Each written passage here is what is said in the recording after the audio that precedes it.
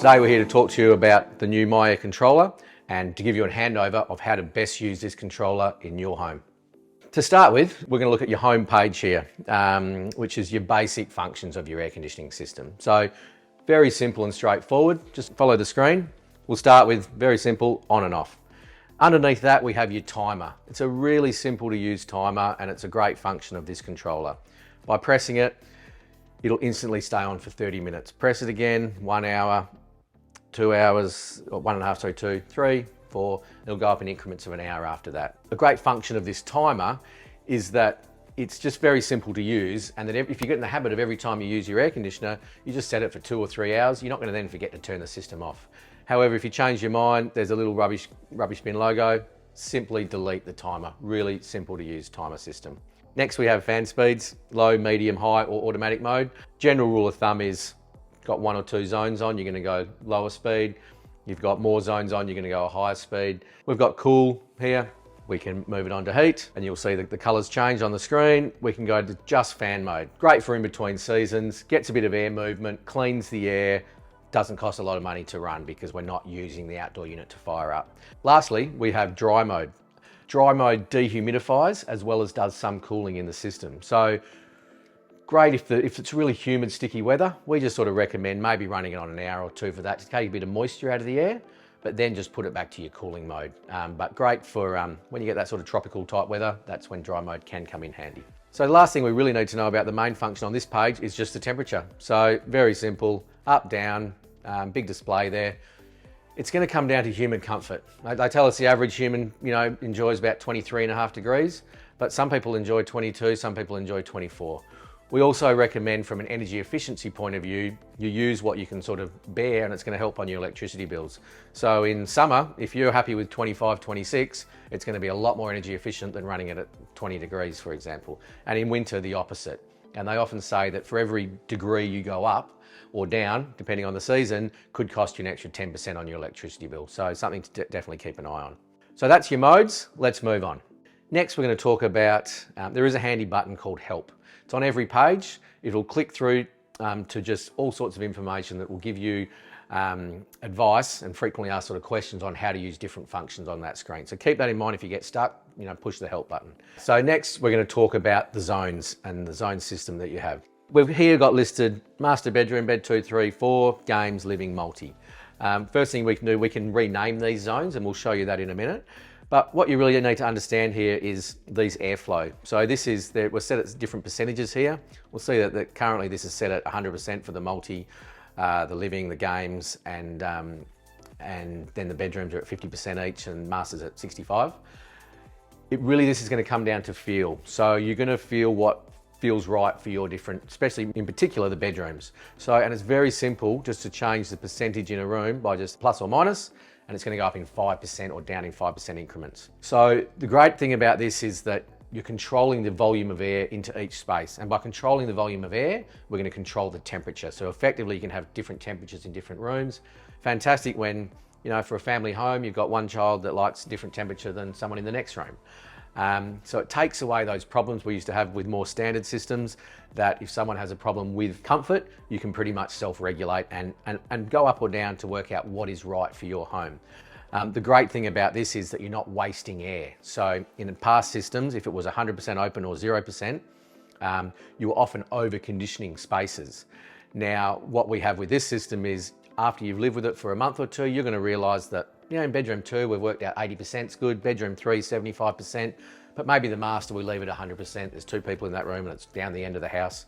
And we're going to soon realise what's comfortable for you. And then what's going to happen is that air that's not going to those rooms that we've backed off is now going to, for example, go to the nice, living space. And that's going to then cool or warm that space quicker, and it's going to tell the thermostat that it can now have a rest, and it's going to turn the outdoor unit off, and it's going to make the system more energy efficient. So this controller that you have paid for is actually going to pay for itself in the long run. So it's a fantastic feature of these controllers, the energy efficiency that it brings, as well as the comfort that you can control. So that's a little bit about zones. Let's carry on and discuss scenes next. Scenes works if you do have other My Place functions, lights, garage doors, and those sort of things, you can integrate it with that. But apart from that, it really is the place just to set up sort of programs. If you do want to have weekly programs, it's very self-explanatory. Just have a look at it. You can set the different days, set the different zones that you may want to be using at that time. And if it's on cool heat, for example, and very easy to set up. Next thing we need to look at is setup. The main thing we're going to show you here is if you would like to change the name of one of your zones. So a lot of our clients like to name, say, the bedroom zones in maybe each of their kids' names. So what we do here is we go here and it's got all the zones listed. So you just click on one. Let's click on bedroom 2. We want to rename that. So we click there. It's going to bring us up the little keyboard.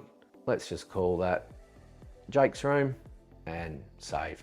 And it really is as simple as that. Now, bedroom 2 is called Jake's room. So that's a little bit of advice on how to rename your zones. Next thing I'd like to talk about is this second tab, My Apps. Very simple. It's a shortcut to where you can load other apps that you might want to have shortcuts to that use regularly in your home. So we would recommend it if you've got an app for the solar, if you've got an app for your Sonos music, if you've got an app for your reticulation, your CCTV, your alarm, any of those things that are sort of household based, or anything you want to put on there actually. Really great place to put them. Rather than having to jump out of the My Place app and back in, they're just short tracking it onto this, this display. So very simple, just click here and load any apps that you'd like to do there. Next thing you might want to know about is how to connect your system to the Wi-Fi network if you haven't done it so far. So we just click on the home button down the bottom here. Then we click on your Wi-Fi symbol. And from there, just connect your network that you need to connect to. The other thing you need to do then is get your mobile phone and also make sure that your phone is also on the same Wi-Fi network. From there, it's very simple. Get them to hook up and then you'll download the app on your phone, the MyAir My Place app. And then very simple, you're away, you're gonna be able to use your phone and you're gonna be able to control this system, whether it's you're lying in bed and you're too lazy to get out of bed, or whether you've had a nice weekend down south and by the time you get back to about Mandurah, you think it's time to turn the air conditioner on because it's 40 degrees outside, and it comes in very handy, and that's how you hook it up. Okay, so that's a bit of an overview of your MyAir My Place control system. I hope you've learned a little bit of information there. Remember, we're never far away. Our contact details, as we mentioned, are on the tablet. But now let's have a bit more of a look around your home and what you need to know about your air conditioning system. All right, okay, we're at your outdoor unit, or otherwise known as your condensing unit. So what's really important about your outdoor unit is airflow and not obstructions to the airflow. So let's make sure we don't stack bins up or anything that's going to get in the way, wheelbarrows and the like, of blocking air to getting in both sides of this and behind this unit. So next, following on from that, you want to be aware of what gets sucked onto the back, because on the back of these, on the side and on the back, looks like a car radiator. That's your condenser coil. That's drawing in air, blowing it out the front. As it sucks in air, it'll suck on dust and leaves and the like. Really important to know that if you get 10% of that coil blocked with dust and leaves, you're effectively losing 10% efficiency inside your home. So really important to keep it clear from obstructions, dust, leaves and the like. Highly recommend when you're outside, flicking off the outdoor unit just to make it safe and getting the hose in regularly and hosing that out. It is something we'll do as part of an annual maintenance, but sometimes, especially if you're in a new estate, a lot of dust around, you want to keep that clean because it's going to make your system more efficient. Last thing you really need to know about from your outside point of view is your drains. You're going to have a couple of drains. One is a small emergency poking out somewhere in your eave, so don't be too concerned about that. If you do see water coming out of it, contact us because the main drain is blocked. Not every house has an emergency, it's not always possible. Secondly, you'll have on heating, these outdoor units, actually the drain is from the underside of the system. So if you walk out and you see water coming from outside the underneath of your unit, especially in winter, don't be alarmed, it's actually doing its job. So that's a couple of things about drains. Let's carry on. Handy hint, got your standard squares, we call them a streamline vent throughout the house.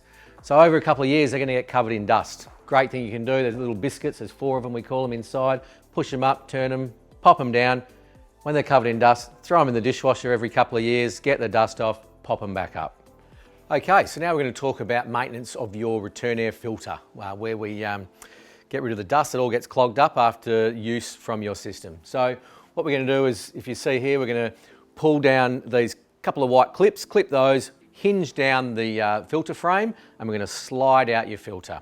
We're going to take it outside and let's give it a clean. So here we are, we've got a filter. It's always going to have a dirty side, clean side. Garden hose, start with the clean side. Don't push the dust into the filter, push it out.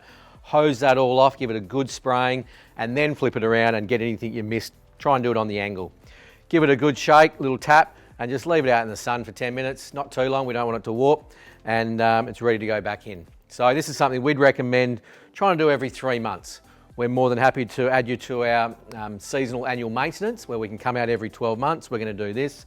We're going to clean your outdoor unit. We're going to check your drains. We're going to check your duct connections and multiple other things up in the roof space.